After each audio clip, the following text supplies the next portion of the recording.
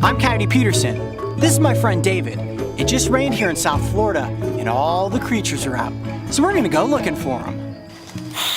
He's not fond of you, Coyote. No, he's not.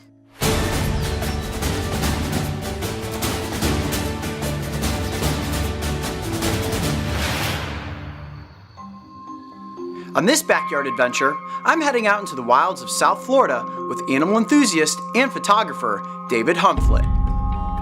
Before this adventure, I did not know David. He was just like you, one of the Coyote pack, and he sent us this awesome video. My name is David Humphlett. I'm 16 years old and I love animals. I always have and I always will. Coyote Peterson has inspired me to really push that part of me, the part that loves animals. I'd love to meet him in person and have an adventure with him. Thanks so much. We knew that we would be on location in Florida filming, so he was selected to be a part of Coyote's backyard. And what an adventure we were about to have.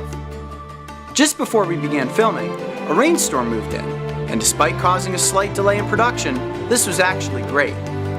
I find that the absolute best time to come across any type of creature is right after a rainstorm.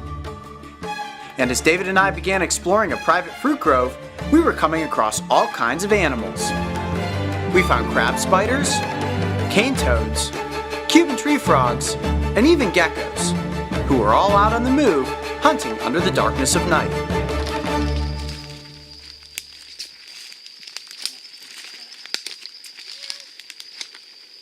That was a possum. Wildcat. That was not a cat. It was a possum? Absolutely. The on and off rainfall made filming this episode incredibly difficult, as we were forced to use mostly waterproof cameras, hence the gritty feel to everything that you were witnessing. And while this moisture is bad for our cameras, this is probably good for the creatures, right? Oh yeah, this is the absolute best time to come out and look. The first truly exciting discovery was made by our wildlife biologist, and it came in the form of one very common invasive lizard, the Cuban Knight Anole. Underneath, you ready? Yep. Got him. Ah!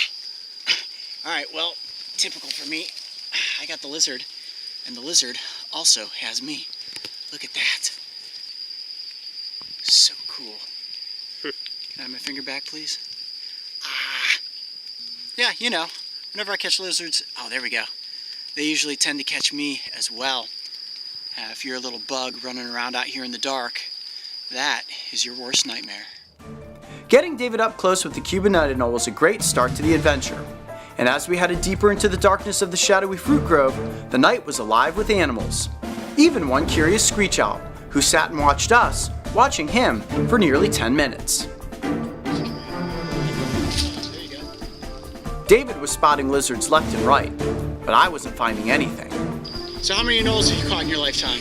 Ooh, too many to count. Too many to count? Lots of browns, lots of greens. One night anole, but Nice. Well, let him back on the tree. Let's see what else we can find.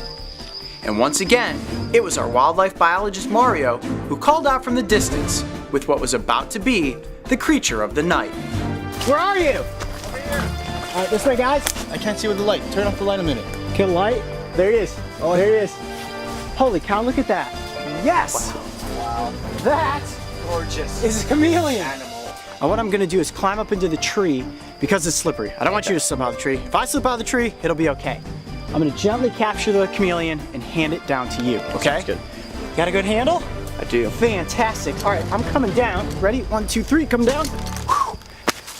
Yes! Have you ever held a chameleon before? Never. This is Have exciting. you ever even seen a chameleon before? Never. Me neither. I have never seen one out in the wild. And of course, this is an invasive species here in South Florida. Now, this is a veiled chameleon, the way we can easily identify that.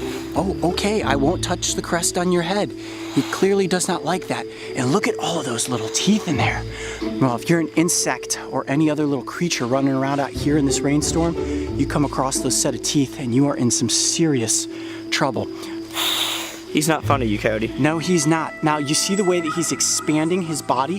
He's giving us a defense post right now. He's basically saying, you see all these teeth? You see how big I am? You better back off or you're going to take a bite. Now, you will notice that the coloration of this chameleon has gone from very light green when he was up in the leaves to now dark green with light green stripes. And chameleons will quickly change their color when they feel stressed, which obviously he does. He belongs up in the leaves, but at the moment, he's turning my arm into a tree branch. All right, back on my hand there, buddy. Now, David, what do you notice about the eyes of this lizard? They're both independently moving. That's right. Each eye rotates in its own socket, going different directions. Very cross-eyed animal. And do you know why that is? Can't say I do. That's so that it can help them hunt without actually moving their bodies. So if he's up in the trees hunting for insects, he can basically stay completely still. Their bodies will actually sway in the wind like a leaf, and they can just rotate those eyes about 180 degrees until a bug gets close. And then, of course, we know how chameleons catch their food, right? Super long tongue. That's right, a sticky tongue, about 2/3 the length of the body, shoots out of that mouth, and then they get their meal. Well, the rains are starting to come back down, so I think that's going to end tonight's adventure, but it couldn't have gotten any better than to find a veiled chameleon. David, this was awesome. I'm Coyote Peterson. Be brave, stay wild. We'll see you on the next adventure. Because the veiled chameleon is such an aggressive invader, we could not release it back into the wild. This particular lizard was given to a research group where it will live a happy life as an educational ambassador. Despite the difficulties we faced filming this episode, it was an absolute blast getting David out into the wilds of Florida for an adventure. His passion for animals and photography is exactly what we are hoping to inspire and find in the next generation of explorers. If you thought this was one wild backyard, make sure to write in or send us a video about the animals that are near your house, because there's a good chance it might be you out there with me and the crew on the next episode of Coyote's Backyard.